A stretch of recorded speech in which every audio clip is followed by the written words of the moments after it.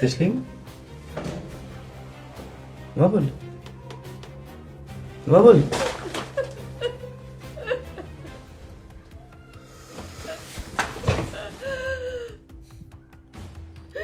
Bu yoqdaman.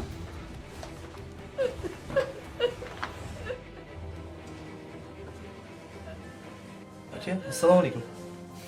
O'tiring. Tinchlikmi?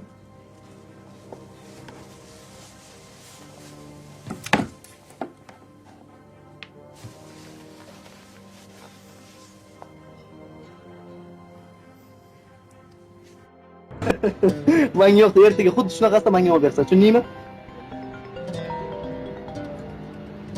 Alo. Allo, dadasi. O'rtoqlarim bilan men o'zim chiqaman. Salla xotiningni maqtaysanlar. Men xotinim ko'zim yomon ko'rinib ketadi, to'g'risini aytsam. Men xotinimni yaxshilaganim yo'q. Meni xotinimda yomon yo'q.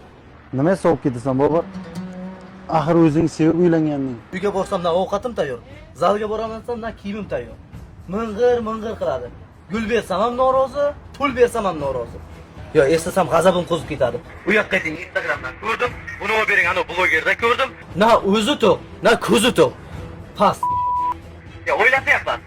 Shunaqa nochkur inson bo'ladimi? Nima Qissam ham norozi. Ishon, yarim kechasi xuddi muhim ishim bordek ko'chada yuraman, yarim kechasi kirib borib uxlayman. O'sha zahar ko'rmaydi. Sen nima kulasan? Agar vaqtni orqaga qaytarib bo'lganda edi, ana shunga uylanmagan bo'lardim. farzandlarim borda. Sen borishingni qil. Avvalroq ota-onamiz qizlarimizga oilani gapini ko'chaga olib chiqma deb nasihat qilishardi. Bir qizlar davrasi qiladi, ha? Ya bu kuyov shuncha ichingizda dardiz bor ekan. O'zimiz bilan o'sha muammoni hal qilmabsiz-da. Ko'chaga olib chiqmasdan, ha? Bu gaplarim bilan singlim aybsiz demoqchi emasman. Xarakteri og'irroq, injiq dedim. O'z yopishib olib, o'zim tarbiyalayman, chidayman degan siz emasmi? Aka, Nima aka?